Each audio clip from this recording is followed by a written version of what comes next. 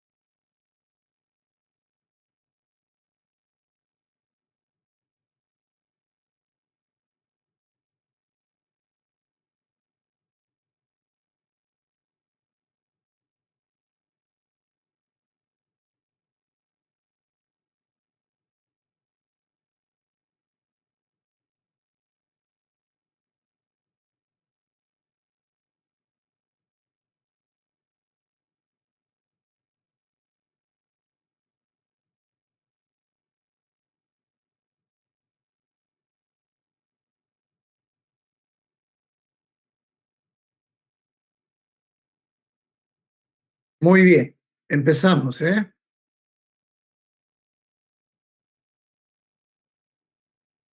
¿El delegado se encuentra? Sí, doctor. Buenas noches. Ya, entonces iniciamos. Ya son Sí, 13 sí, ustedes. sí, doctor, gracias. Muy bien. El día de hoy vamos a tratar dos temas importantes. Dos temas que realmente son un problema de salud a nivel mundial, ¿no? Uno de ellos es diabetes, sus complicaciones y sobre todo y específicamente la complicación renal, la nefropatía diabética. Y el otro es la hipertensión y sus implicancias a nivel también renal. Ya ustedes llevaron endocrinología, por lo tanto sabrán que a nivel mundial existen más de 400 millones de pacientes diabéticos diagnosticados, ¿no? Y se estima que para el año 2030 lleguemos aproximadamente a los 600 millones de pacientes diabéticos. Y con ello, lógicamente, la incidencia de complicaciones renales va a ser también mayor. Entonces, vamos a enfocarnos nosotros en la parte del manejo renal de un paciente diabético, ¿ya? Y a ustedes probablemente sepan en amplitud lo que es la diabetes. Y si no, tendremos que recordar algunos conceptos. El objetivo de la clase, que ustedes sepan definir adecuadamente nefropatía diabética y que la diferencien de otros tipos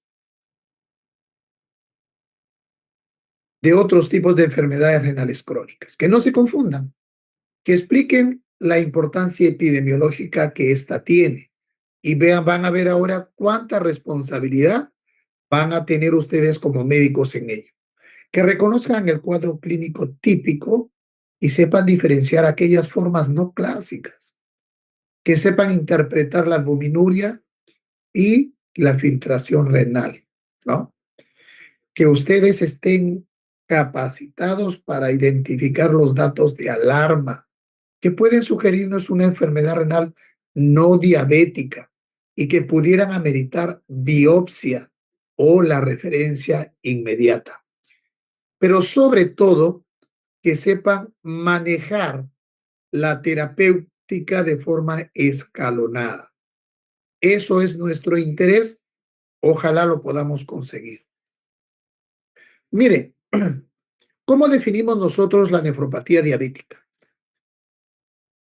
Vamos a definirla como aquella afectación renal provocada por la diabetes y que se manifiesta específicamente por pérdida de proteínas.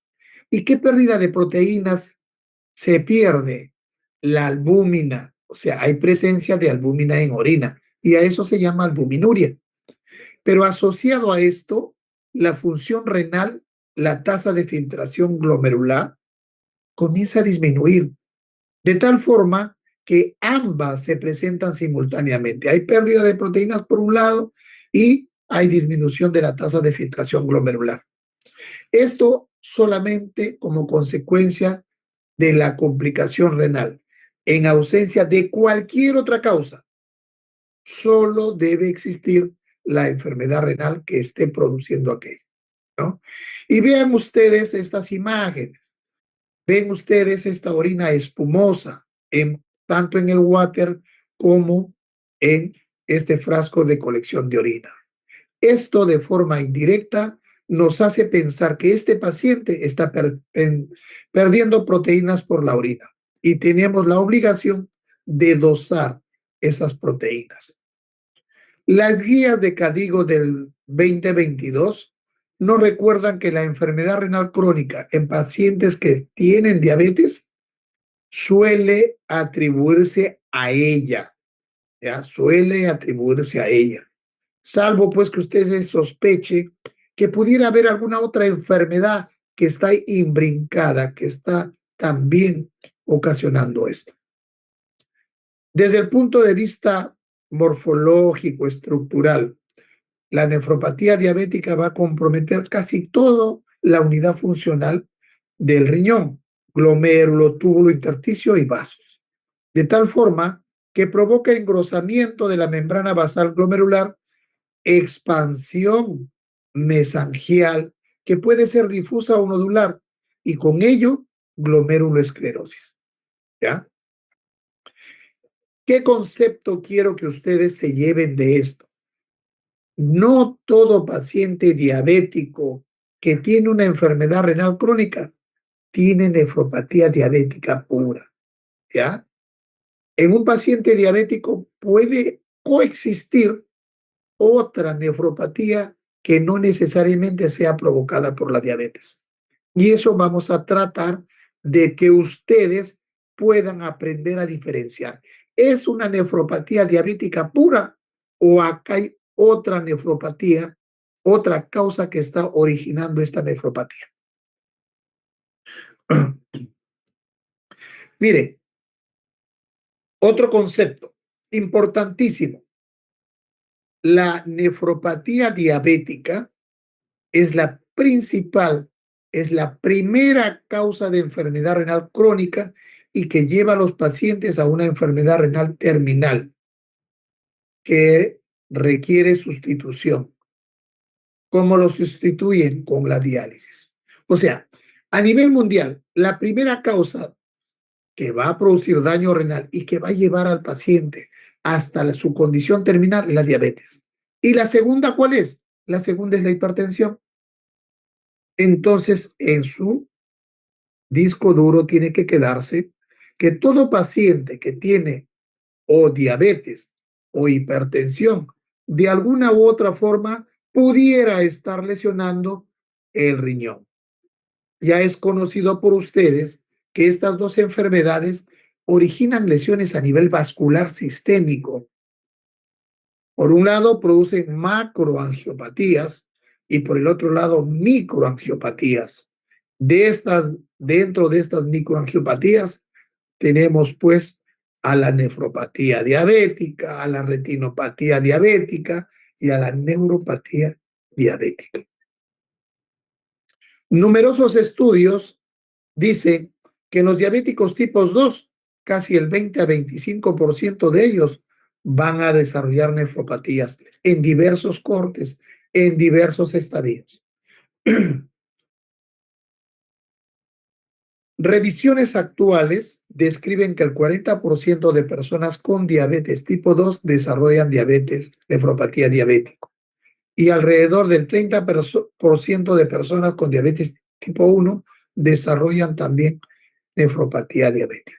O sea, el porcentaje es alto, más aún si nosotros no sabemos diagnosticarlos, no sabemos tratarlos y no sabemos seguir la evolución de estos pacientes. Y como les manifesté en un inicio, la carga global seguirá en incremento de acuerdo a cómo se incremente también la diabetes a nivel mundial, ¿no? Quiero que entiendan algo para que ustedes consideren y vean la responsabilidad que tenemos de hacer un diagnóstico acertado y preciso y manejar de forma adecuada la diabetes. Cuando un paciente presenta ya daño renal, no significa que solamente tenga ello, sino que ese paciente está dando manifestaciones que nos permiten decir que su riesgo cardiovascular para hacer un stroke o para hacer un infarto y su muerte es alta. Eso es lo que hay que entender. Si un paciente comienza a hacernos nefropatía diabético, significa que sus riesgos cardiovasculares y su mortalidad también se está incrementando.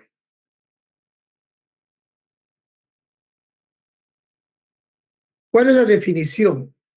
La definición cuantitativa de la nefropatía diabética, si habíamos dicho que es la pérdida de proteínas por la orina y concomitantemente la disminución del filtrado glomerular. Cuando uno quiere hacer dosaje de proteínas, le indica al paciente que llene en sus frascos de gaseosa toda la orina en 24 horas. O sea, para poder precisar cuánto pierde de proteínas, necesitamos recolectar la orina en 24 horas. Y entonces, en la mayoría de los pacientes jóvenes y sin ninguna patología, la recolección de 24 horas nos permite estimar que la pérdida de proteínas albúmina es menor de 30 miligramos en 24 horas. Pero en un paciente diabético esto comienza a incrementarse y la fracción se eleva y comienza a haber presencia de albuminuria en orina o de albúmina en orina en un rango de 30 a 300 en 24 horas y a esto se llama microalbuminuria. Pero cuando está por encima de 300 miligramos en 24 horas, esto ya es una proteinuria establecida. Entonces, un paciente normal puede moverse, un paciente diabético en sus fases iniciales puede moverse de esta cifra a esta cifra y de este rango a esta cifra, si es que nosotros no lo manejamos de forma adecuada. En el tratamiento vamos a observar que la idea es tratar de revertir, y si no logramos revertir la pérdida de proteínas, al menos frenar esa pérdida para que no avance más. Cuando hablamos de la fisiopatología de la nefropatía diabética, entonces decimos que la hiperglicemia crónica inicia una cascada de daño renal, pero que está basada, fundamentada en 4 ejes. Un eje hemodinámico. ¿Qué hace la hiperglicemia en la parte hemodinámica? La hiperglicemia aumenta la reabsorción proximal, tanto de glucosa y sodio, y con esto va a provocar hiperfiltración glomerular e hipertensión intraglomerular, ¿no? Y con ello aumento de la presión y con ello mayor pérdida de proteínas. Entonces, recuerden esto, porque uno de los tratamientos más adecuados que tenemos para favorecer la disminución de la pérdida de proteínas y la nefroprotección renal son los inhibidores de los SGLT2, actúan a este nivel. El otro eje es el eje metabólico. La hiperglicemia crónica lo que va a hacer es activar vías de daño, como son los productos finales de la glicación, la vía del poliol, la PKC y la vía de la exosamina. Este eje metabólico favorece la glucotoxicidad, el estrés oxidativo y la lesión celular renal, llevándolo a la fibrosis. El otro eje es el eje inflamatorio y fibrótico. Esta hiperglicemia crónica activa mediadores, tanto inflamatorios como fibróticos, como por ejemplo el factor de necrosis tumoral, JAK-STAT. ¿Y qué promueve? Promueve depósito de matriz extracelular y fibrosis renal. Y por último, el último eje es la lesión renal celular propiamente dicha, en donde se observa que motivo de los 3 ejes anteriores se dañan pues los podocitos, las células mesangiales, el endotelio, los túbulos, lo que explica que la enfermedad no sea solo glomerular, ¿no? Entonces, la nefropatía diabética no es solamente pérdida de proteínas por la diabetes, sino que actualmente se considera una enfermedad metabólica, hemodinámica, inflamatoria y fibrótica. Este es un cuadro en el cual estoy resumiendo todo lo que hemos conversado hace un momento para que ustedes se den cuenta cómo actúan los 4 ejes. Hay todos los factores y las citoquinas y qué es lo que se produce con el desequilibrio, la microalbuminuria y todos los efectos tanto locales como sistémicos. Si nosotros hacemos un estudio histológico, vamos a observar que la lesión clásica conocida es la lesión de Kimmelstein-Wilson, ¿no? Que consiste en un engrosamiento tanto de la membrana basal glomerular como la expansión mesangial. Entonces, lesión clásica, nódulos de Kimmelstein-Wilson. Vean ustedes en estas tinciones cómo estos glomérulos comienzan a ensanchar su membrana glomerular y dentro de ellos, en el intersticio, en la matriz mesangial, comienza a depositarse los nódulos de Kimmelstein-Wilson, lo que va a originar disminución de la luz vascular a nivel glomerular. Esto es en tinción paz y esto es en tinción de plata. Lo mismo, las mismas lesiones.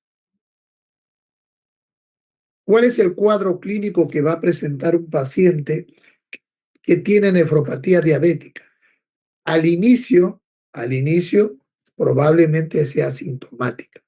La presentación clásica es que como consecuencia va a haber hiperfiltración, microalbuminuria. Si esta sigue progresando, macroalbuminuria, proteinuria, comienza a caer la tasa de filtración glomerular y llega hasta la enfermedad renal crónica y posteriormente a la enfermedad renal terminal.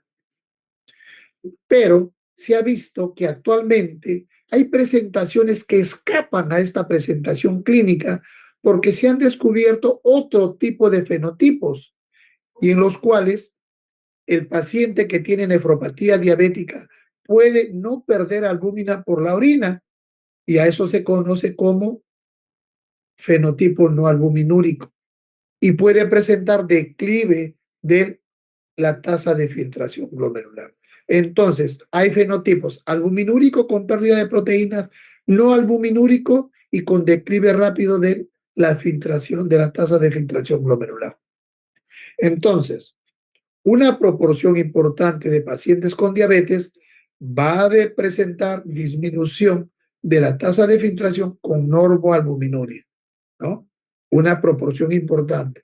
Pero lo que hemos mencionado anteriormente ha cambiado pues el razonamiento tradicional.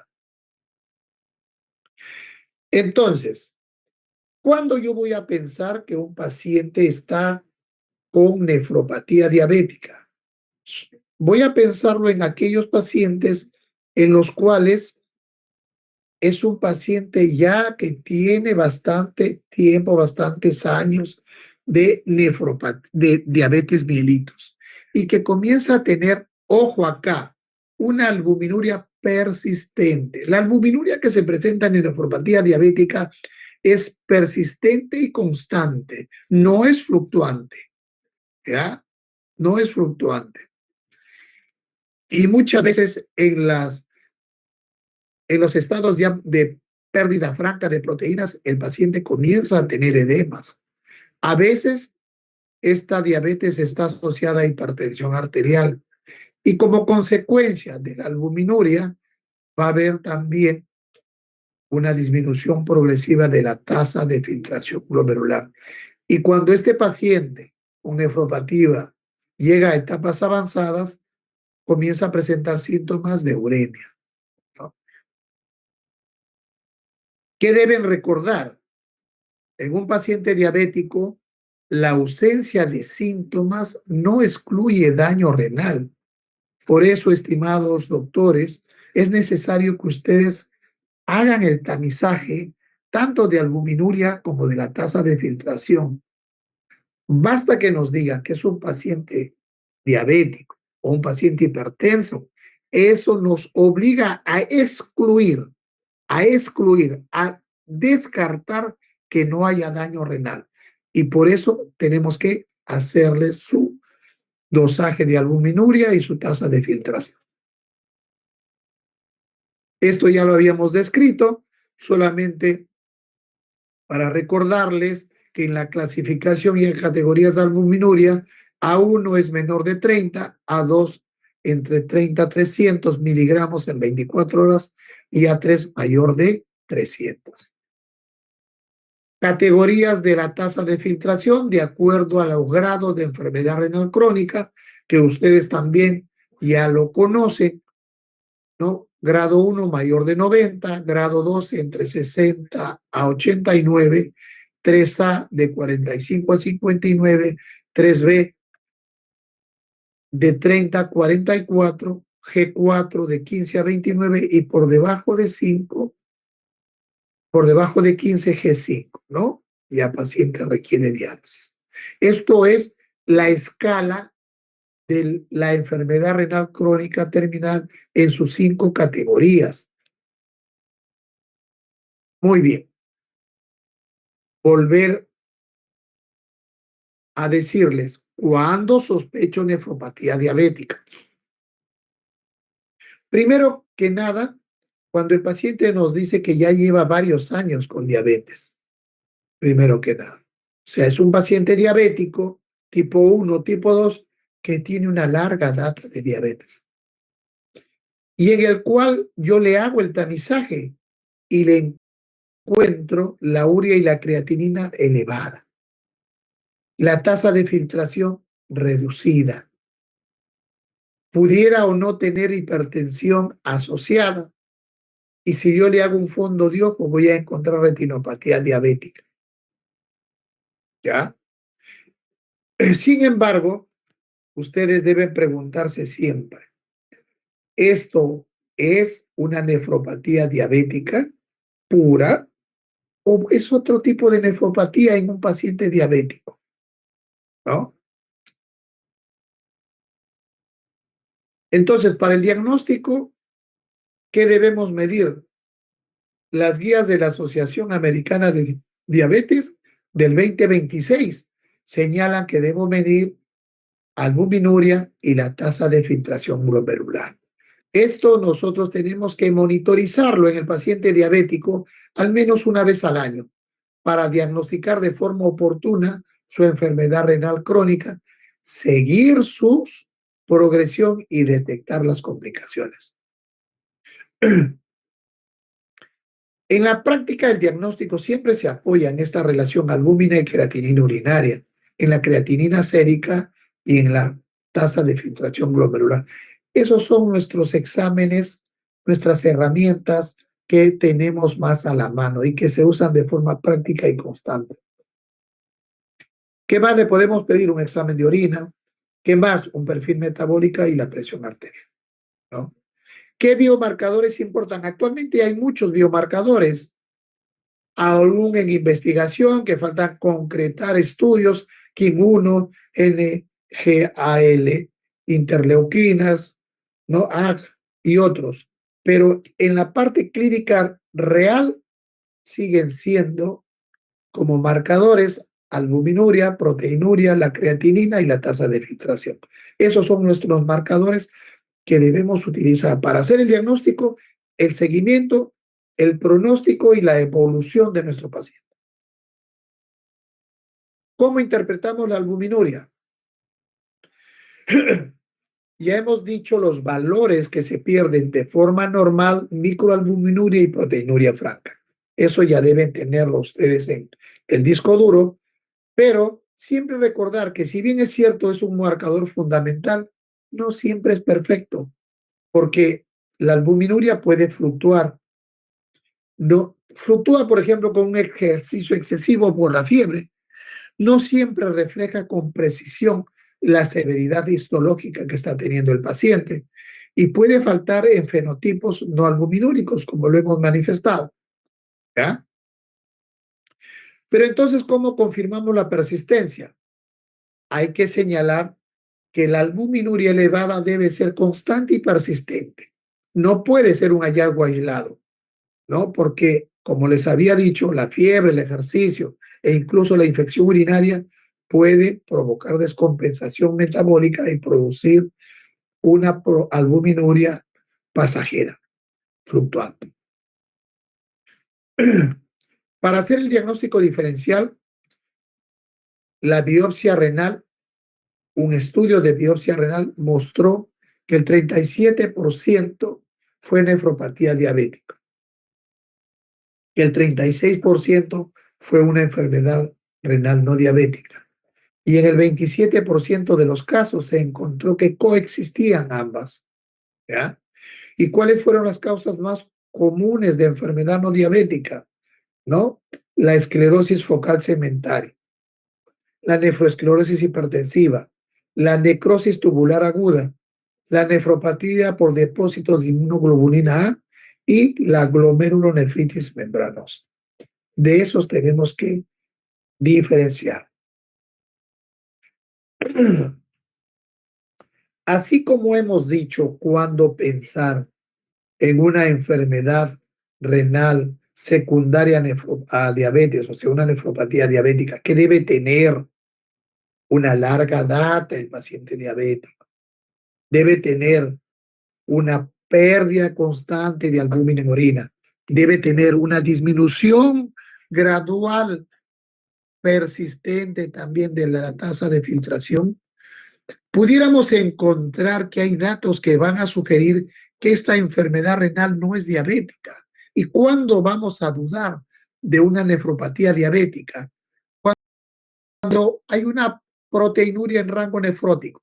Hemos dicho que la proteinuria es progresiva, no se puede instalar de forma brusca en rango nefrótico, en una corta evolución. Eso no. No debe haber presencia de hematuria. Si hay hematuria microscópica, hay que pensar que es una enfermedad renal no diabética.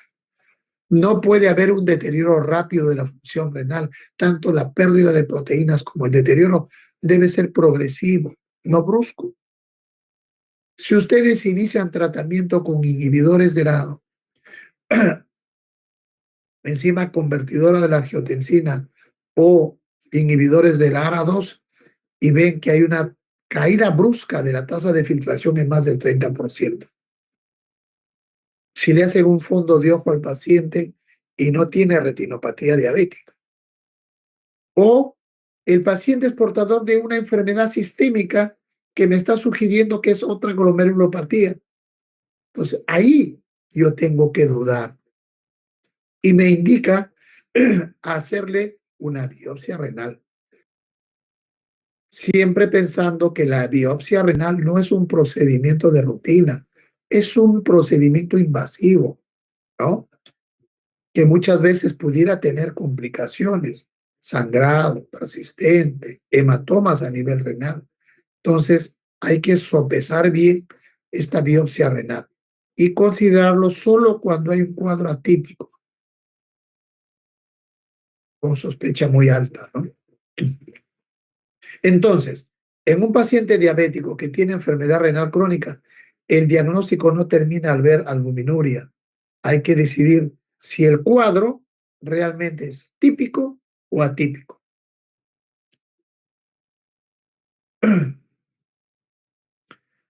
Entonces, para confirmar que existe daño renal, yo tengo que tener una urea creatinina elevada persistente y la tasa de filtración disminuida.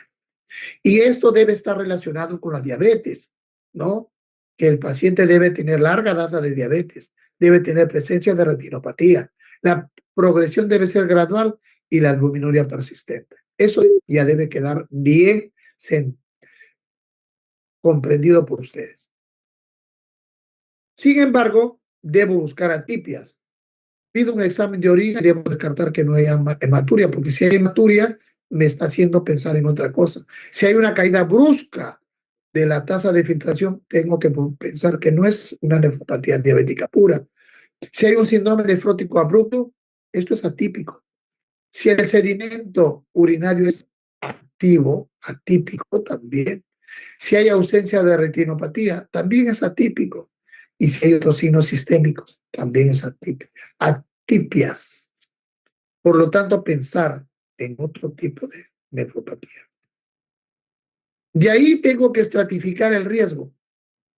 Categorizo la tasa de filtración con el grado de albuminuria y puedo proyectar cómo están las comorbilidades cardiovasculares y metabólicas, ¿no? Determinar en base a ello. Y por último, decidir si yo puedo manejar este problema o tengo que referirlo. Y esto va a ser en base a su gravedad, a la progresión y a la sospecha de la causa que pudiera tener el paciente. En el manejo escalonado, ¿qué vamos a hacer? Primero, las medidas generales, ¿no? En la dieta yo tengo que reducir el sodio. En la educación de este paciente tengo que decirle que debe bajar pues de peso y que tiene que tener actividad física. El control de la glicemia debe ser individualizado y si es hipertenso, hacer un control adecuado de la presión arterial, ¿no? ¿Qué nos recomienda Cadigo 2022? Que la dieta debe tener la cantidad de proteínas debe ser menor a 0,8 gramos por kilo por día en pacientes que aún no se dializan. El sodio debe ser a menor a 2 gramos por día y la actividad física debe ser al menos 150 minutos por semana. Escalón 2. ¿Cómo debo hacer el control glicémico individualizado? En un paciente diabético se recomienda que la hemoglobina glicosilada debe estar entre menor a 6,5 y en pacientes que tienen enfermedad renal crónica no dializada debe ser menor a 8. ¿Ya? Estos son los valores. No todos los pacientes, no en todos ellos nosotros debemos ir pues con el empeño de conseguir el mismo objetivo. Si es un paciente joven con bajo riesgo de hipoglicemia, entonces nuestras metas deben ser más estrictas. Pero si es un anciano frágil que tenga algún grado de enfermedad renal avanzada, estas metas deben ser más permeables, ¿no? Esto ya deben saberlo ustedes, ¿no? Solo para recordarles que actualmente hay una serie de tratamientos que ya no solamente se basan en exprimir al páncreas para hacer una producción mayor de insulina o la administración solo de insulina, sino que se ha descubierto que hay otros órganos en nuestro organismo que van a producir la perpetuación de la hiperglicemia. Y dentro de ellos tenemos al hígado, el aumento de la gluconeogénesis, al páncreas por otro camino que es el aumento de la secreción de glucagón, disfunción de neurotransmisores. El cerebro también participa activamente en la perpetuación de la hiperglicemia. Los músculos, cuando hay disminución de la captación de la glucosa, cuando hay poco ejercicio y se pierde masa muscular, el aumento en la reabsorción de la glucosa a nivel del túbulo proximal, a nivel del riñón, el aumento de la liposis a nivel del tejido adiposo y la disminución del efecto de la incretina a nivel del tracto gastrointestinal. Entonces, esto fue, digamos, descrito en la revista Diabetes Cara en el año 2013. Entonces, ya no era solamente, digamos, el páncreas el cual estaba implicado en este problema, sino que ya hablamos de 8 órganos que están implicados en la perpetuación de la hiperglicemia. Y entonces se siguió estudiando y para el año 2016 ya no se encontraron que solamente eran 8 los que estaban encargados de perpetuar la hiperglicemia, sino que hubieron 11, ¿no? 11. Y en base a ellos comienza a darse tratamientos para estos diferentes órganos y vean cómo a nivel del colon se comienza a dar tratamiento con probióticos, incretina, metformina, y a nivel de la disregulación y de la inflamación, incretina, antiinflamatorios, inmunomoduladores, y a nivel del tracto gastrointestinal, GLP-1, agonistas, a nivel de los riñones, los inhibidores de SGLT2, ¿no? Y a nivel, por ejemplo, del glucagón y de la deficiencia de las células del páncreas, la incretina y la pranlintide, y así diversos medicamentos comienzan a ejercer su acción en los diferentes órganos. Muy bien. Entonces, si el paciente viene acompañado, diabético, viene acompañado de hipertensión, este paciente hay que controlar de manera adecuada y eficaz tanto la hipertensión, porque este va a corroborar o va a potenciar la pérdida de albuminuria. Y acá los fármacos más adecuados vienen a ser los IECA o los ARA2, ¿ya? Debe usarse uno, no una combinación dual. Y monitorizar de forma periódica tanto la creatinina como el potasio, porque estos son y producen ahorros de potasio.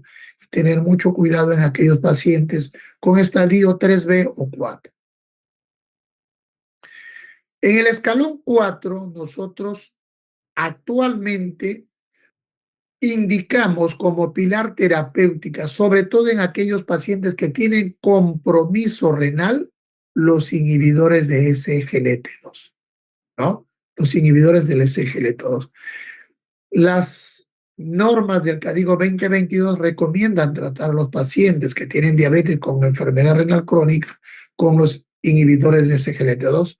La ADA 2026 también señala y recomienda el tratamiento con este tipo de inhibidores para aquellos pacientes que tienen una tasa mayor a 20, ¿no?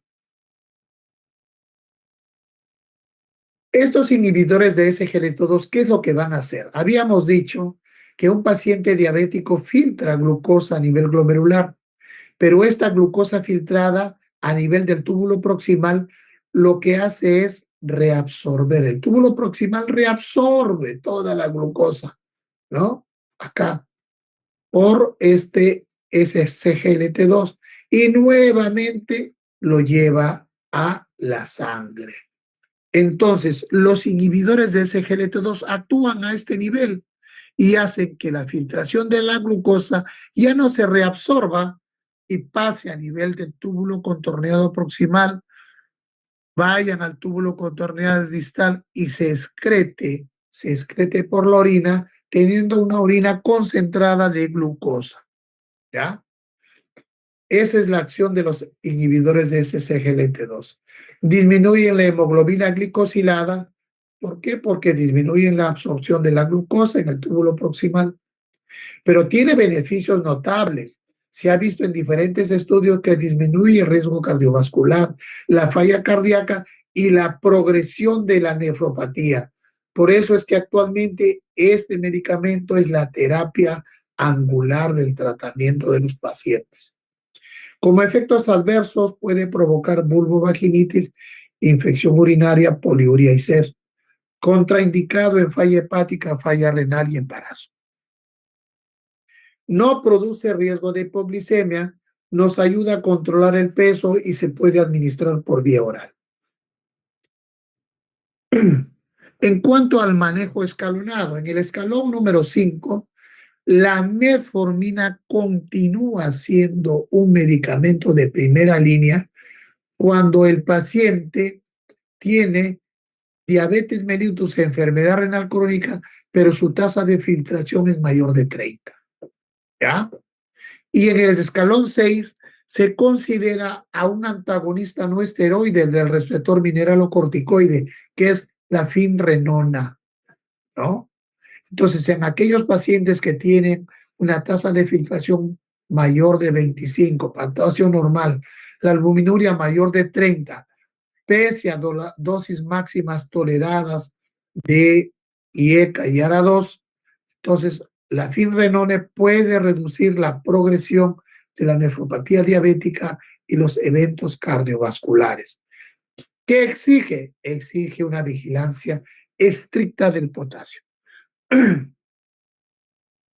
el escalón 7 nosotros podemos utilizar los inhibidores de GLP-1 cuando hay un problema metabólico cardiorrenal, ¿no? Tienen beneficio metabólico y cardiovascular y se ha evidenciado que también reducen la pérdida de albúmina y enlentecen la caída de la tasa de filtración glomerular. Disminuye la hemoglobina glicosilada en 1 a 2. Su mecanismo de acción de estos análogos de GLP-1 es incrementar la secreción de insulina, disminuir la secreción de glucagón, disminuir la secreción, el vaciamiento gástrico y por lo tanto disminuir el apetito. Beneficios, se ha visto que tiene beneficios a nivel cardiovascular, disminuir la progresión de la nefropatía. Como efectos adversos más frecuentes tiene gastrointestinales y pancreatitis. Por lo tanto, está contraindicado en aquellos pacientes con antecedentes de pancreatitis, cáncer de médula de tiroides, embarazo o falla renal. En el escalón 8, ¿cuándo debemos referir a nefrología? Lo debemos referir cuando la tasa de filtración glomerular es muy reducida. La progresión es rápida, hay pérdida de albúmina de forma severa, dudas diagnósticas, alteraciones electrolíticas persistentes o sospecha de enfermedad renal no diabética. En estos casos hay que referirlos al nefrólogo, ¿no? Entonces, CADIGO 2024 refuerza pues estas referencias y este manejo escalonado y nos dice cuándo manejarlos de forma tranquila cuando tenemos que tener cuidado y tomarlo con pinzas y cuando el riesgo de la morbilidad y mortalidad se encuentra. Vean ustedes, el cuadro está pintado de verde cuando ustedes pueden manejar esos pacientes, cuando monitorizarlos del color crema y naranja, y cuando referirlos está pues en rojo, riesgo muy alto, y riesgo extremadamente alto cuando está de rojo vino. Ustedes revisen este cuadrito que es muy simpático. En la prevención y el manejo integral de la nefropatía diabética, debemos recordar que también estos pacientes cursan con dislipidemia, por lo tanto debemos disminuir los lípidos LDL menor de 100, HDL más de 45, las triglicéridos menor de 150. Si el paciente fuma, hay que suprimir eso y darle antiagregación plaquetaria si es que tiene más de 45 años. Una de las complicaciones más frecuentes en el paciente con nefropatía diabética es la anemia por la disminución de los estimuladores de la eritropoiesis. Por lo tanto, hay que darle estimuladores de la eritropoiesis, ¿no? Esto va a disminuir la cardiopatía isquémica, la hipertrofia ventricular izquierda, la retinopatía y, por lo tanto, vamos a mejorar la calidad de vida del paciente, ¿no? En fases avanzadas hay que prevenir la malnutrición con dieta individualizada y suplementos nutricionales si fuera necesario. Muchas veces, a pesar de todo el tratamiento, el seguimiento que tenemos de nuestro paciente, la nefropatía progresa y lleva al paciente a la diálisis o al trasplante renal, ¿no? Entonces, cuando un paciente ya no tiene, está con una depuración menor de 15, no nos queda nada más que darle tratamiento sustitutivo, que puede ser hemodiálisis o diálisis peritoneal. No hay mayores diferencias entre ambas. Sin embargo, para poder elegir cuál es la modalidad de diálisis que conviene o no, hay que ver, en primer lugar, la autonomía y el grado de educación que tiene el paciente. Si el paciente es un paciente responsable, educado, conocedor de su enfermedad, podemos darle la peritoneodiálisis, la diálisis peritoneal. Pero si vemos que es un paciente irresponsable, no es cumplidor, hay que darle la hemodiálisis. No hay diferencias en la supervivencia cuando se han hecho comparaciones de estudios entre ambos. Muy bien, ahora sí, para que se despierten, veamos un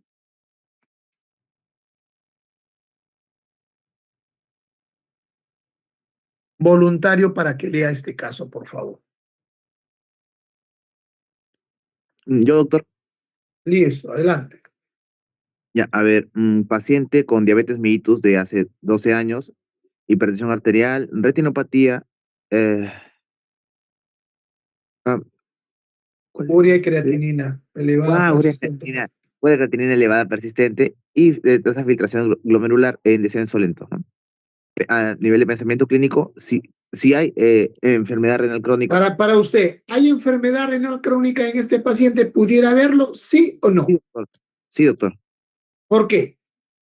Por la diabetes mellitus de larga data y por la hipertensión arterial, además de ¿Por qué la más? retinopatía. ¿Ah, doctor?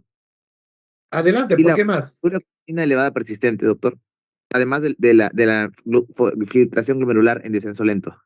Claro, Todos nos cumple indican. todos los criterios Cumple- entonces para pensar que este es un caso típico, eh, ¿no es sí, cierto? Hay enfermedad renal crónica, el patrón es compatible con una nefropatía diabética por todo lo que hemos dicho y por todo lo que ustedes tienen que grabarse para catalogar como una nefropatía diabética típica. ¿Hay indicios de atipia? No, está cumpliendo. cumple Entonces, todos el los manejo criterios. acá, ¿cuál va a ser? El manejo es manejar de forma adecuada la presión arterial y la glicemia, utilizar los IECA o los ARA2, utilizar los inhibidores de secreto 2 y considerar finrenonas y presencia de la albuminuria. ¿no? Entonces, este es un caso típico, por lo tanto, el tratamiento debe ser para la nefropatía diabética. Otro voluntario. Otro voluntario.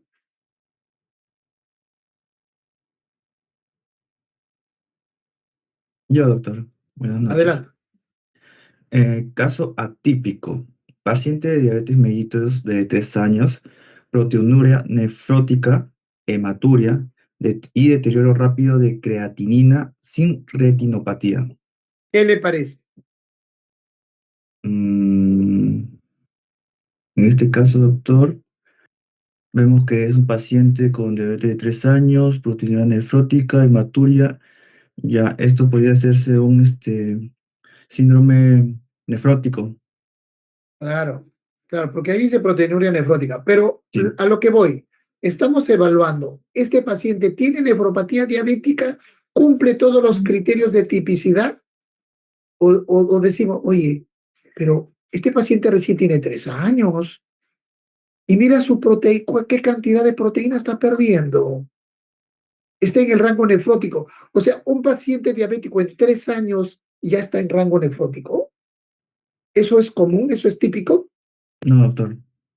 No, ¿no es cierto? Para que tenga proteinuria nefrótica tiene que tener una proteinuria progresiva. Primero, normoalbuminuria, después proteinuria y así, pero tiene que tener un contexto progresivo y de larga data. En 3 años no puede presentar esto. Presenta hematuria. Hemos dicho que la hematuria es atípico, no debe presentar hematuria a un paciente con nefropatía diabética. ¿El deterioro cómo debe ser? ¿Debe ser progresivo o rápido? El deterioro debe ser progresivo, doctor, pero en este caso es Progresivo, y rápido. acá es rápido. Y lo que más llama la atención, No, no hay le haces un retinopatía. fondo de ojo y no tiene No hay retinopatía retinopatía. diabética. Entonces, ¿es un caso típico o atípico? Atípico, doctor. Atípico. No podemos entonces asumir del saque, oh sí, esto es una nefropatía diabética. Ojo, por favor, grábense eso. Entonces, con lo que este paciente tiene, nosotros lo categorizamos y tenemos una alta sospecha de nefropatía no diabética. Por lo tanto, acá tengo que considerar la posibilidad de una biopsia. Otro voluntario. Creo que no hay más. No, ya no hay. Listo. Entonces, ¿cuáles son los errores frecuentes a los cuales nos enfrentamos cuando estamos frente a un paciente diabético y en el cual sospechamos que tiene nefropatía diabética?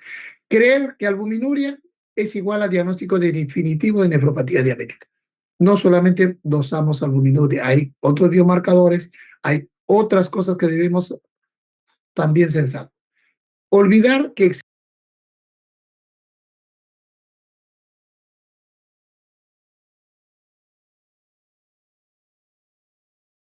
diatipia.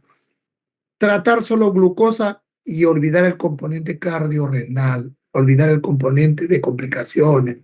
No usar inhibidores de SGLT2 o finrenona cuando están indicados. En conclusión, doctores, en conclusión, la nefropatía diabética es la principal causa de enfermedad renal crónica terminal. El diagnóstico clínico se basa en albuminuria persistente y tasa de filtración glomerular disminuida. No todos los pacientes siguen la secuencia clásica. En pacientes diabéticos, una parte importante tiene enfermedad renal no diabética o mixta. La hematuria, el deterioro rápido, la ausencia de retinopatía o un síndrome nefrótico brusco nos tiene que obligar a pensar en otro diagnóstico. El manejo moderno es multimodal y cardiorrenal, no se olviden de ello. Estilo de vida, control de presión, inhibición del sistema renino-angiotensina, utilización de los inhibidores SGLT2 y control glicémico individualizado. Por último, la nefropatía diabética actualmente ya no se entiende solo como proteinuria progresiva. Hoy se le reconoce como una enfermedad heterogénea, cardiorrenal y multifactorial, cuyo diagnóstico exige integrar la clínica, la albuminuria, la tasa de filtración, el diagnóstico diferencial y el tratamiento requiere una estrategia escalonada, basada en la evidencia actual. Muy bien, doctores, estas son las referencias que hemos utilizado. Y si hubiera alguna pregunta, por favor, con mucho gusto.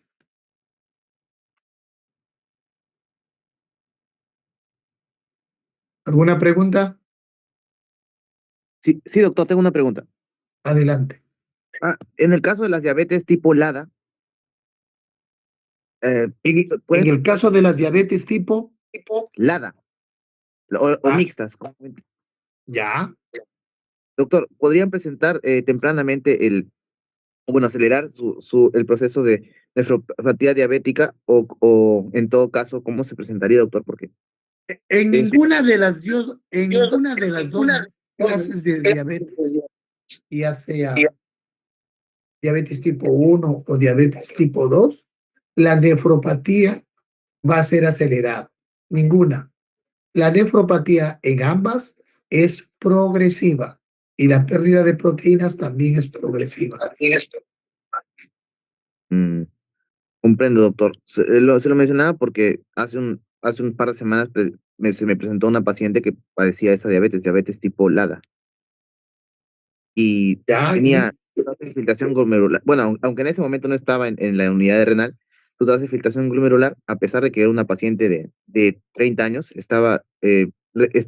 bueno, hizo anterior control y se había reducido. Era de aproximadamente, en ese momento era de 60 y antes, el año pasado era de 80, doctor. No, 75 era, doctor. pero ojo, la nefropatía mixta 1 y 2, que generalmente en la diabetes tipo 1, ¿cuánto tiempo tenía? Mm, Tenía aproximadamente, no, tenía 6 años de diagnosticada, doctor. Era, había sido diagnosticada como diabetes eh, tipo 2, sí, tipo 2 en Venezuela, porque era una paciente venezolana. Sin embargo, acá la diagnosticaron, no, la habían diagnosticado como diabetes tipo 1, doctor. Sin embargo, acá la diagnosticaron con diabetes tipo 2 antes de que en el pabellón de medicina interna del Hospital Hipólito Hernández la rediagnosticaran como diabetes tipo LADA. Por eso, Doctor, si era diagnosticada de diabetes tipo 1, en la diabetes tipo 1 y ya tiene 30 o más años de edad, esa paciente tiene una larga data de enfermedad diabética. Ya no estamos hablando de una paciente puramente recién diagnosticada. Yo he visto pacientes y llegan pacientes al hospital diabéticos tipo 1 de 26, 28 años con algún grado de deterioro renal. Pero estos pacientes por su misma enfermedad que inicia en etapas tempranas tienen larga data de enfermedad diabética. Por lo tanto, el compromiso es mayor. El problema en sí, en el cual podemos tener más confusión, es en aquellos pacientes diabéticos tipo 2 puros y en los cuales recientemente se les ha hecho el diagnóstico. Muy bien, ¿alguna otra pregunta? muchas gracias por su respuesta, doctor.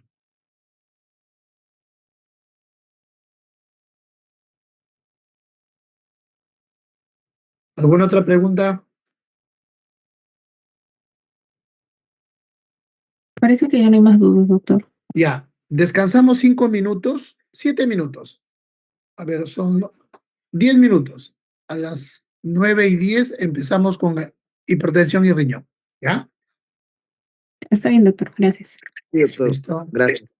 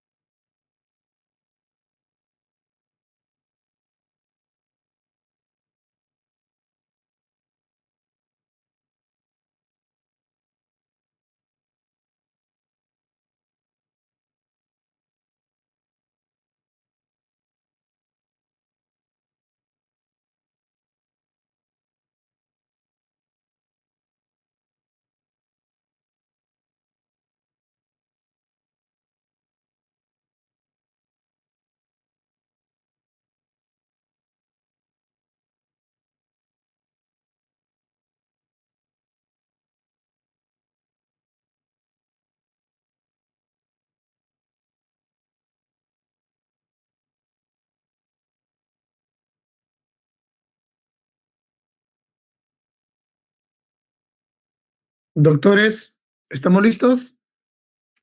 Sí, doctor. Listo. Sí, doctor.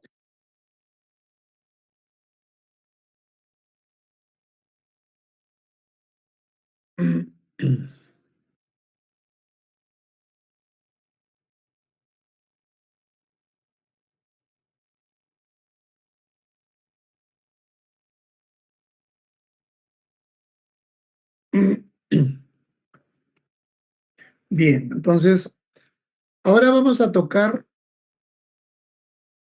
hipertensión y riñón. ¿Ya? Ya les había hecho un adelanto, ¿no? Que este también es otro problema de salud pública a nivel mundial, ¿no? Entonces, vamos a tocar implícitamente lo que origina la hipertensión en el riñón o lo que origina el riñón en la hipertensión. Vamos a analizar.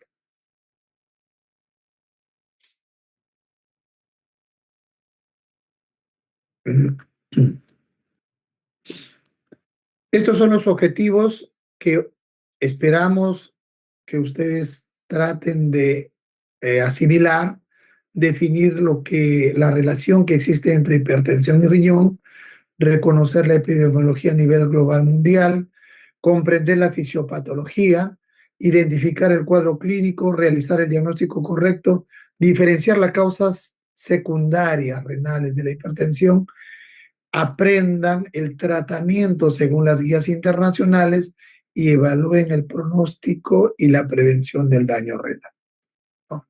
Miren, hace muchos años, casi el siglo pasado, el doctor Saulo describió esto, ¿no? El riñón es víctima o es villano. ¿Qué cosa es el riñón respecto a la hipertensión? Por un lado, es víctima de la hipertensión, porque como toda estructura vascular, la hipertensión va a provocar en el riñón, en esta estructura vascular, nefroesclerosis. Pero a la vez es villano, porque el riñón puede generar hipertensión. Al generar hipertensión, esta misma hipertensión vuelve a destruir aún más al riñón. Por lo tanto, el riñón es víctima y villano a la vez, ¿ya? Entonces, la hipertensión daña al riñón y el riñón enfermo genera más hipertensión. Hay una relación bidireccional compleja entre ambas, ¿no? Entonces, la hipertensión, ya le habíamos mencionado, que es la segunda causa de enfermedad renal terminal en el mundo. Y esta enfermedad renal crónica va a producir hipertensión en más del 80% de los pacientes. Pues está claro, ¿no? Después de la diabetes, la hipertensión es la segunda causa de enfermedad renal en el mundo. Sin embargo, también es visto que un paciente que ya tiene establecido enfermedad renal crónica, más del 80% de ellos tiene hipertensión. Muy bien. Pues, ¿cómo lo definimos? Como una elevación persistente de la presión, pero que a su vez, al igual que la diabetes, aumenta los riesgos de daño a órganos blancos, sobre todo corazón, cerebro, vasos y riñones. ¿Qué dice la guía del AJA 2020-2025? La guía recomienda mantener como meta general de tratamiento presiones por debajo de 130/80, mientras que CADIGO 2021 dice, para adultos que tienen hipertensión y enfermedad renal crónica no dialítica, la sugerencia es que se mantenga la presión arterial sistólica por debajo de 120. En ambos casos, sugieren un control estricto de la presión, en ambos casos. La AJA por debajo de 130 y CADIGO por debajo de 120, ¿ya? Entonces, una nefropatía hipertensiva o el daño renal hipertensivo no viene a ser sino el conjunto de lesiones renales provocadas por hipertensión crónica o severa y que histológicamente puede expresarse como una nefroesclerosis, benigna o maligna, que tiene compromiso al igual que la nefropatía diabética, vascular, glomerular, tubular e intersticial. Esta es la clasificación de la hipertensión, el último comité. Óptimo, y esto quiero que se graben, por favor. Óptimo, menor de 120/80. Óptimo. Y comenzamos a hablar de normal cuando se encuentra entre el rango de 120 a 140, la sistólica, y la diastólica en el rango de 80/90. Y solamente hablamos de hipertensión cuando estas superan 140 o 90, cosa que actualmente ya no es de forma adecuada, ¿no? Cuando hablamos de hipertensión de origen renal, hablamos de hipertensión de origen renal cuando la hipertensión es secundaria a una causa renal. Y estas causas renales pueden ser una enfermedad renal parenquimatosa. Por ejemplo, miren ustedes acá, este es un riñón poliquístico o una enfermedad renovascular, ¿no? Ahí hablamos de hipertensión secundaria renal. Vean ustedes la macroscopía de un paciente que ha tenido un daño renal crónico sostenido. Miren ustedes cómo se necrosa el riñón, el aspecto macroscópico, el polo inferior cómo está venido a menos, deteriorado totalmente, necrosado. Según la parte epidemiológica, según los datos epidemiológicos, se considera que aproximadamente hay 1.280 millones de adultos en el mundo que tienen hipertensión. Y de estos, el 10 al 15% tienen enfermedad renal crónica. Ahora, de estos pacientes, de los pacientes que tienen enfermedad renal crónica, el 80-85% tienen hipertensión. Y ya mencionamos que es la segunda causa de enfermedad renal terminal después de la diabetes y que cuando hay coexistencia de hipertensión y enfermedad renal crónica, ¿recuerdan que habíamos dicho cuando hay diabetes y enfermedad renal crónica, también se multiplica el riesgo cardiovascular? Se tiene un comportamiento muy similar, pero lo que quiero que se graben es esto. Cuando un paciente hipertenso diabético ya tiene enfermedad renal, sus complicaciones de riesgo cardiovascular y de muerte se multiplican. Es mucho más propenso a tener complicaciones y a morir. Por eso hay que cuidar a nuestros pacientes. Los estudios, todos repiten una idea esencial. En la enfermedad renal crónica el problema no solo es renal. La hipertensión multiplica sus riesgos cardiovasculares, por lo tanto, acelera los infartos cardíacos, la insuficiencia cardíaca, los accidentes cerebrovasculares y la muerte prematura. Dentro de la fisiopatología hay un concepto clásico, al igual que en la diabetes, que la hipertensión causa daño renal porque transmite mayor presión al lecho vascular renal y al glomérulo. Esto hace que falle la autorregulación preglomerular, la presión sistémica, aparece hipertensión intraglomerular, daño de productos, proteinuria y glomerulosclerosis. Ese es el concepto clásico. El concepto moderno, los artículos recientes que muestran que eso es cierto, pero que está incompleto.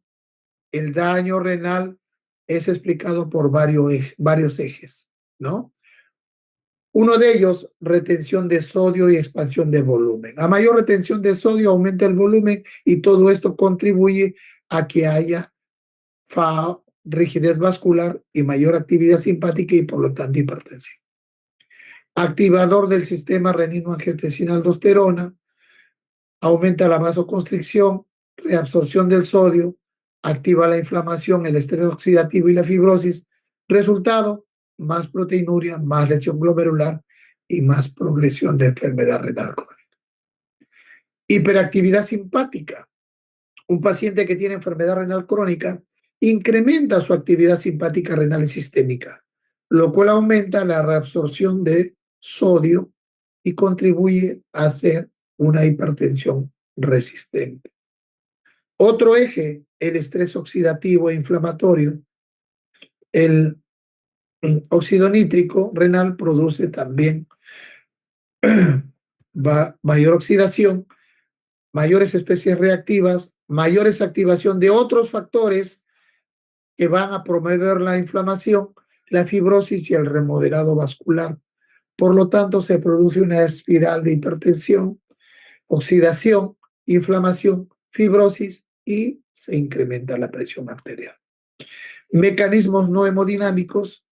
Los trabajos del 2023 y 2025 destacan también que está comprometido la inmunidad, interleuquinas, hipoxia, ácido úrico, en fin, que van a hacer que esto es muy valioso porque actualiza la visión clásica de la nefroesclerosis. Entonces, no toda la lesión renal hipertensiva es solo por presión. También se le considera una enfermedad inflamatoria, oxidativa, fibrótica y neurohormonal. O sea, hay mayores ejes implicados en la producción de la enfermedad. Un resumen de lo que estamos hablando, de cómo al final todos estos factores aumentan o disminuyen la reabsorción de agua y sodio y van a provocar hipertensión arterial. El cuadro clínico, al inicio, son asintomáticos, no por algo se le conoce con el nombre del asesino silencioso, la hipertensión. Luego aparece hipertensión persistente. Muchas veces puede haber hipertensión nocturna o mal controlada cuando ya hay insuficiencia renal avanzada o pérdida de proteinuria marcada, se comienzan a presentar los edemas, cefalea, visión borrosa o síntomas neurológicos cuando cursa con hipertensión severa, poliuria o nocturia en algunos pacientes que tienen enfermedad renal crónica o datos de uremia si el daño es avanzado. Y al igual que en la nefropatía diabética, nuestro principal marcador, nuestro principal sensor, ¿cuál es? La pérdida de albúmina por la orina, ¿no? La pérdida de albúmina por la orina. Vean ustedes este frasco con orina espumosa. La albuminuria o proteinuria, que al igual que en la diabetes va acompañado con una disminución progresiva del filtrado glomerular. El sedimento urinario también no nos orienta a nada, generalmente es pobre, no hay hematuria.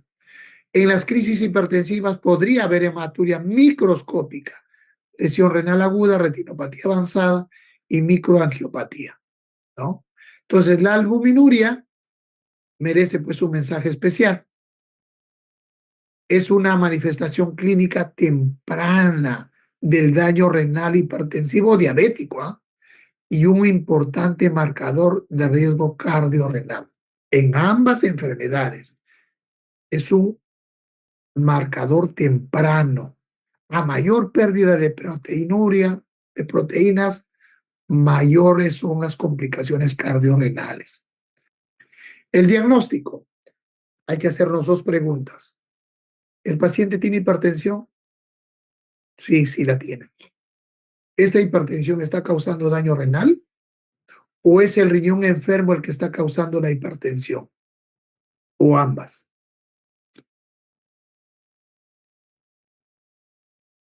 ¿Cómo confirmamos la hipertensión? Se confirma con mediciones estandarizadas en los consultorios, con mediciones repetidas, ¿no? Cadigo enfatiza que el objetivo de la presión arterial debe ser menor de 120. Menor de 120, ojo. La evaluación renal mínima. En todo paciente que nosotros sospechamos daño renal, en todo paciente hipertenso, ¿qué debemos solicitar? Nuestros principales biomarcadores: creatinina sérica, filtrado glomerular, pérdida de orina y la creatinina urinaria, un examen de orina, electrolitos, hemoglobina glicosilada, si el paciente además de ser hipertenso es diabético, y la ecografía renal, que es la vedette de las imágenes diagnósticas, de los estudios por imágenes, la ecografía renal, ¿no? Cadigo 2024 dice que la evaluación por albuminuria y tasa de filtración es el eje del enfoque de la enfermedad renal crónica.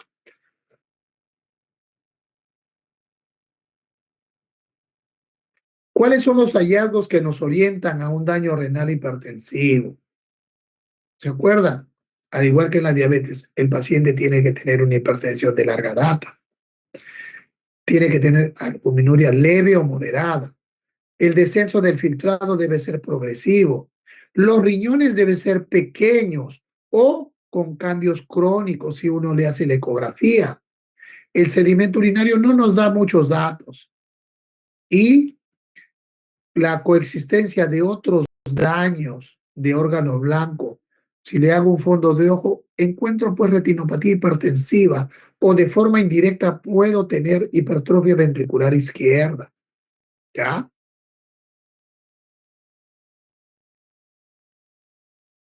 ¿Cuándo sospechar causa renal secundaria o renovascular? ¿Cuándo lo sospecho? Cuando la hipertensión es de inicio brusco.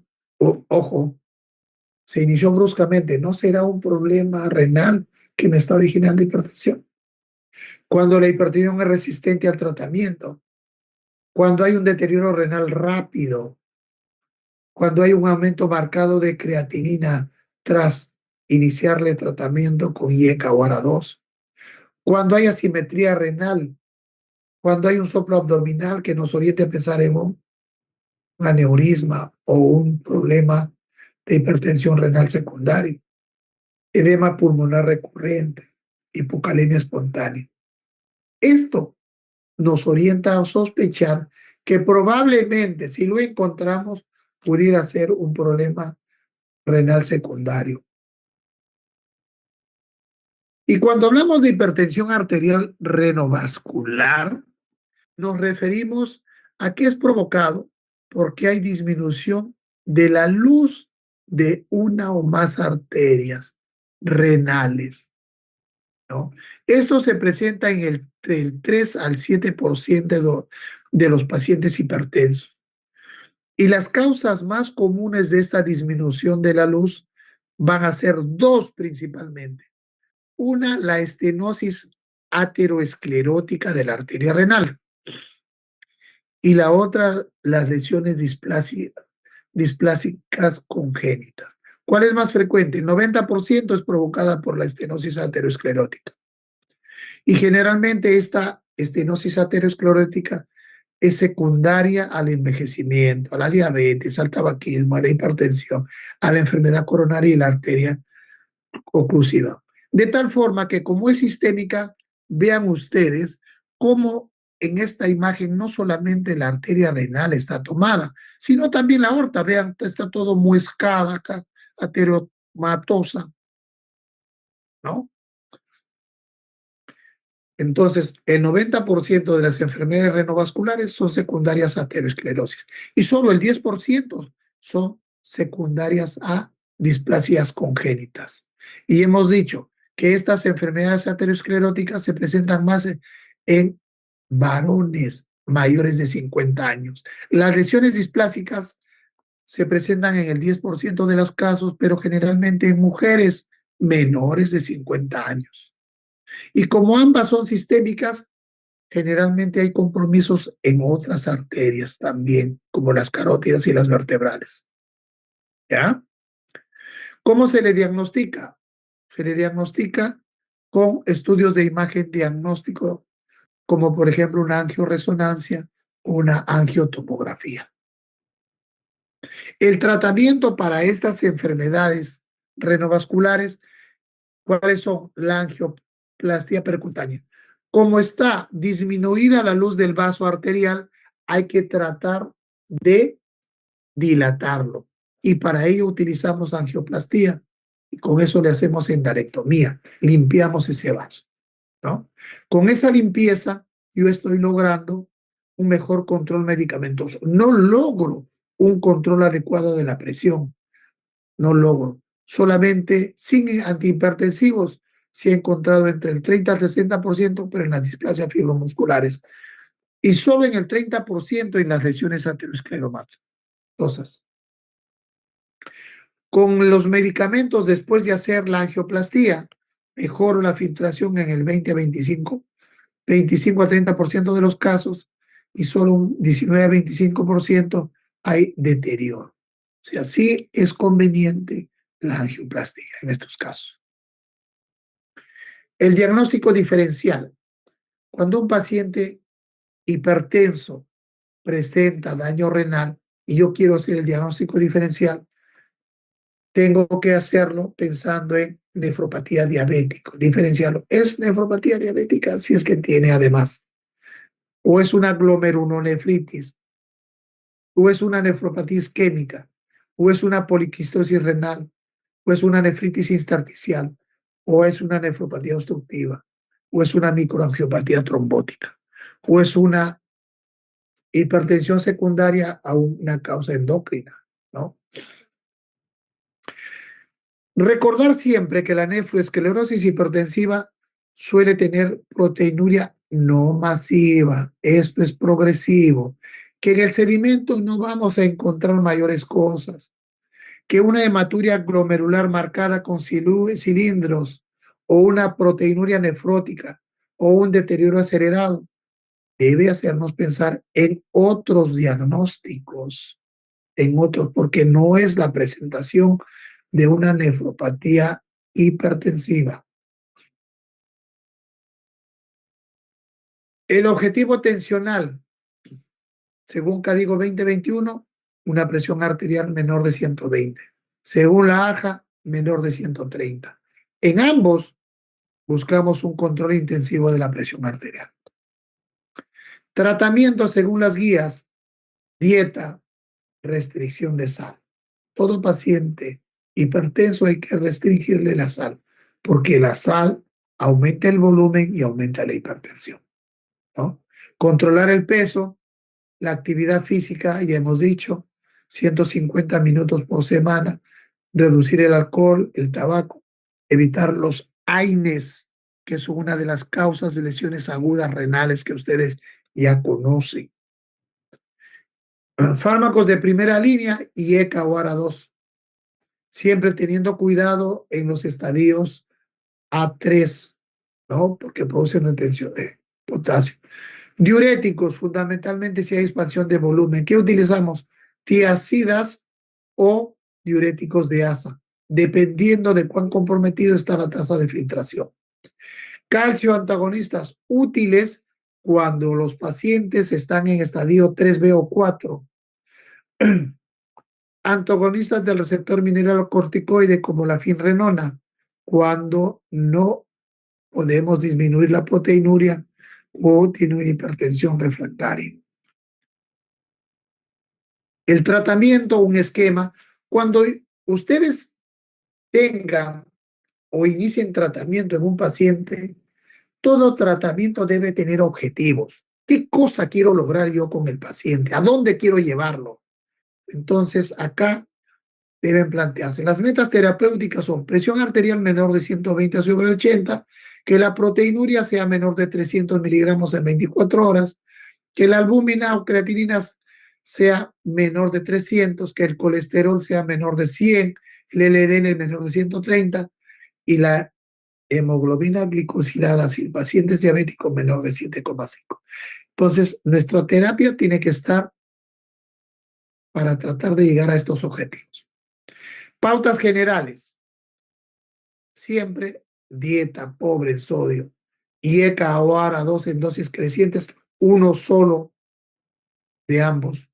Diuréticos según el clearance de creatinina, si es mayor de 30 tiazidas, pero si es menor, diuréticos de asa. Combinación según el potasio plasmático, ¿no? Si es mayor de 5,5 el potasio, calcio antagonistas, no queda otra. Si es menor de 5,5, continuar con ARA2 o IECA hasta las dosis máximas toleradas. Este es un estudio en el cual se realizó el seguimiento a un paciente durante 18 meses. Y vean ustedes cómo el control progresivo de la hipertensión hace que la creatinina se frene y ya no haya mayor progresión de la pérdida de la tasa de filtración y la albuminuria disminuya. Para hacer este control se comenzó a dar tratamientos cada 3 meses e irse incrementando la dosis hasta lograr un control adecuado de la presión. Y se fue incrementando IECA, ¿no? Asociado a atenolol e hidroclorotiazida. Se los dejo para que ustedes lo evalúen. ¿Cuál es el tratamiento según las vías vigentes? Las terapias emergentes, inhibidores de SGLT2, con beneficios renales más allá de glucosa y su potencial impacto pues, en la inflamación, en la fibrosis, en la hemodinámica renal. Finrenona, interesante sobre todo en fenotipos con diabetes, albuminuria y fibrosis. Y los antagonistas del endotelina, pero que aún no son terapia estandarizada a nivel mundial, pero que según la nefrología moderna nos muestran una luz para tratamiento. Muy bien. Hipertensión y pacientes en diálisis y trasplantados del riñón. En los pacientes que se dializan se ha visto pues que hay una prevalencia del 74% de pacientes que tienen hipertensión.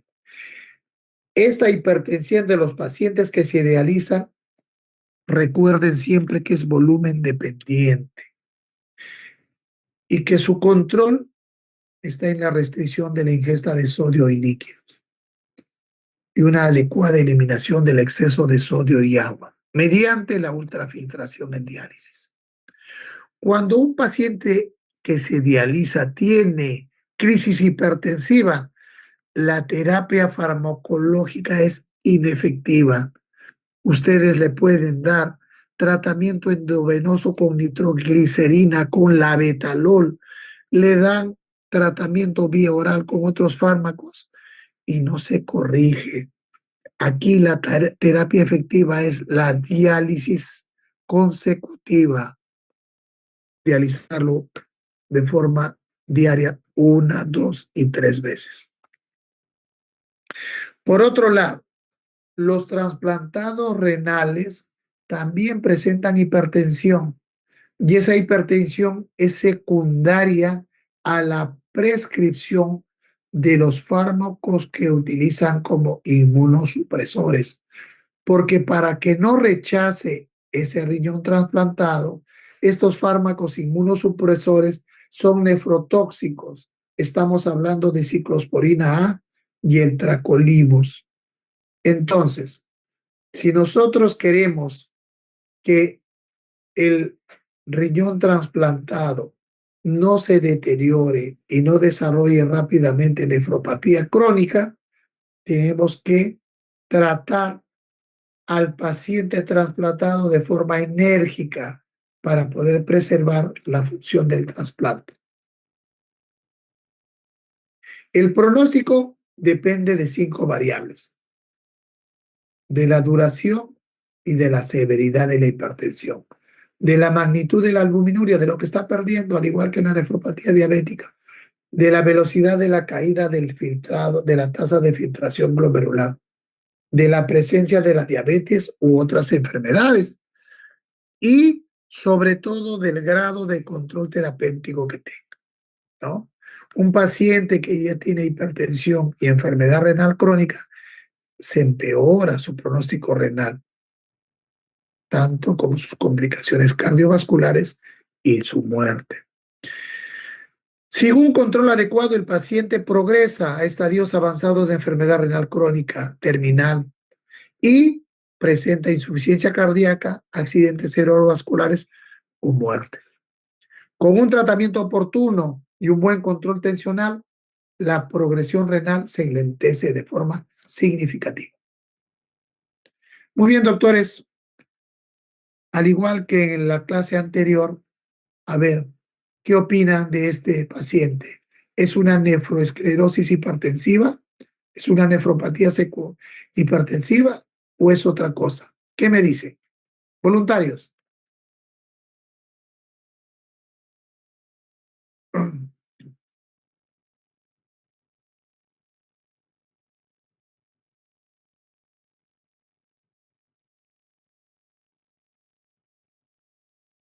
¿Se animan?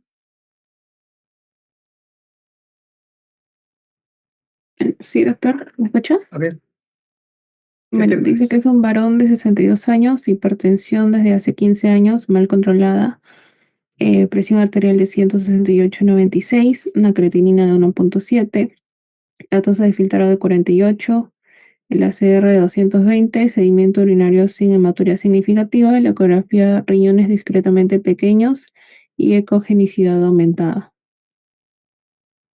¿Es una nefropatía hipertensiva o te hace pensar que es una nefropatía secundaria a un problema renal? ¿Qué te parece? Una nefropatía secundaria, una hipertensión arterial crónica mal controlada.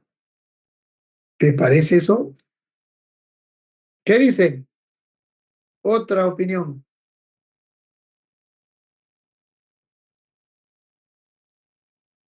¿Usted no cree que esta hipertensión ha hecho que este paciente tenga enfermedad renal crónica?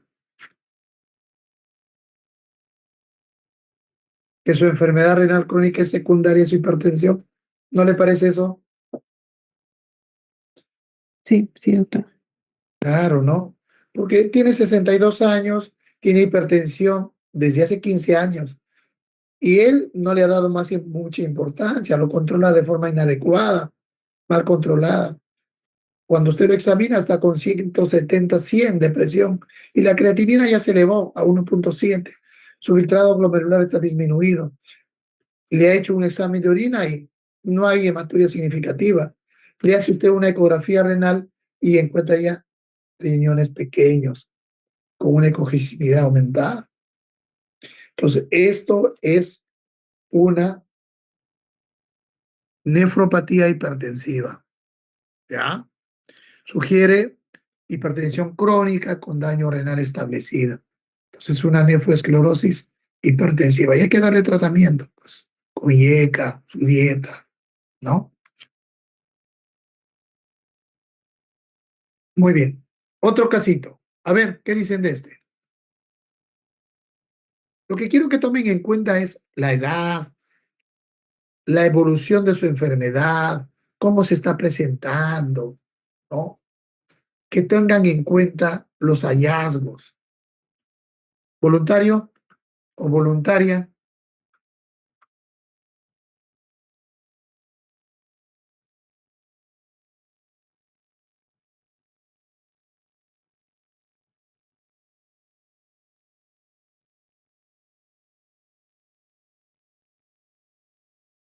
¿No hay voluntarios?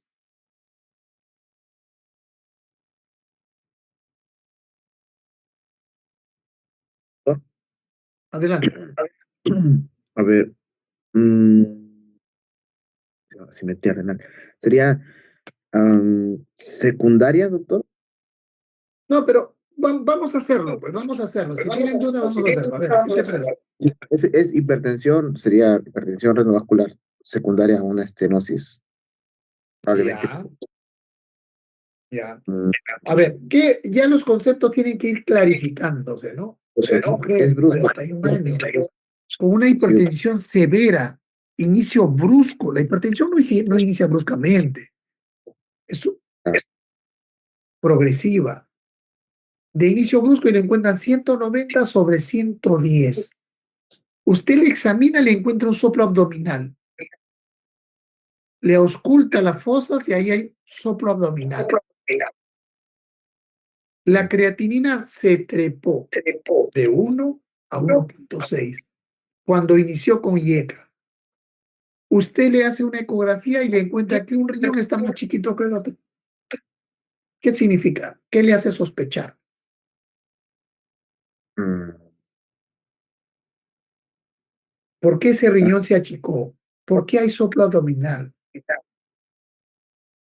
mm, sería por sería por a causa vascular, doctor. Porque hay una estenosis. a nivel renal. Claro, porque hay una estenosis a nivel renal. ¿Se da cuenta? ¿Y qué hemos dicho? ¿Cuáles son las causas de enfermedades renovasculares? ¿Cuáles son las principales? Dijimos, Mm, mayores de 50 años varones, ateromatosis. Menores de 50 años mujeres, ¿qué dijimos? mm, Displasias congénitas. Entonces, acá hay un problema renovascular, ¿no? Tiene recién 41 años, inicia con hipertensión severa, encuentra un soplo abdominal, la creatinina sube de 1 a 1,6 y tiene asimetría renal. Significa que hay un riñón que no está irrigándose bien, hay una estenosis. Podría ser una No arteritis. podemos asumir hipertensión arterial esencial. Esto nos obliga a pensar en estenosis de arteria renal. Entonces, la conducta sería estudiarlo, ¿no? Con un Doppler, un angiotac, para ver cómo están esas arterias. ¿Ya? Cierto.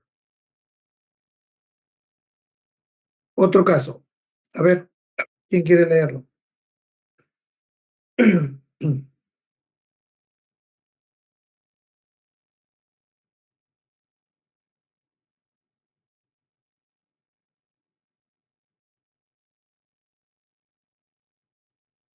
Bueno, este es un varón de 50 años que está con mucho dolor de cabeza. No ve bien. Toman la presión hasta 230 sobre 130. Acá hay un problema de crisis hipertensiva, una emergencia hipertensiva, ¿no? Está provocándole dolor de cabeza intensa, visión borrosa. La creatinina está en 2,9. Le hacen un fondo de ojo y hay una retinopatía hipertensiva severa y tiene proteinuria. ¿Acá qué sospecharía? Hay una hipertensión, una emergencia hipertensiva que está originando un daño en órgano blanco, en el cerebro y en la visión. ¿Qué estarían sospechando?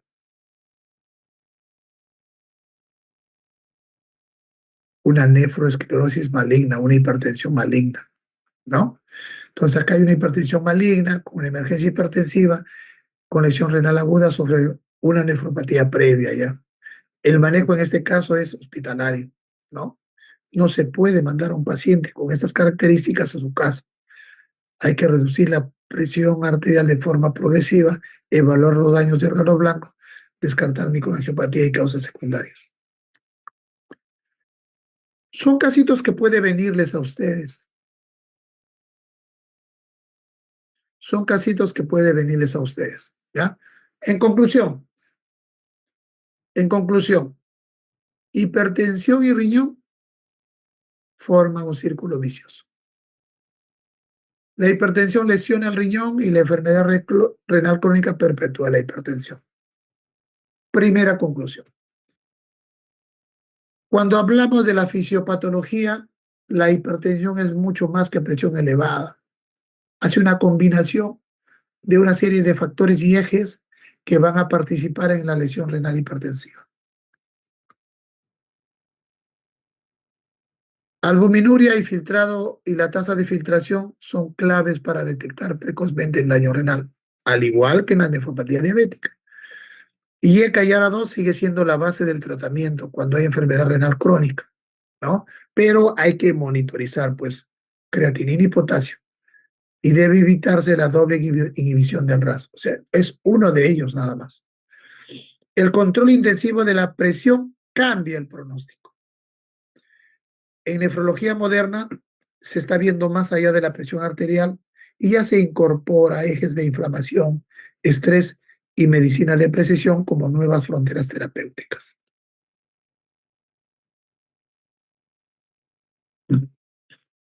Muy bien, la bibliografía utilizada. Sus preguntas, por favor.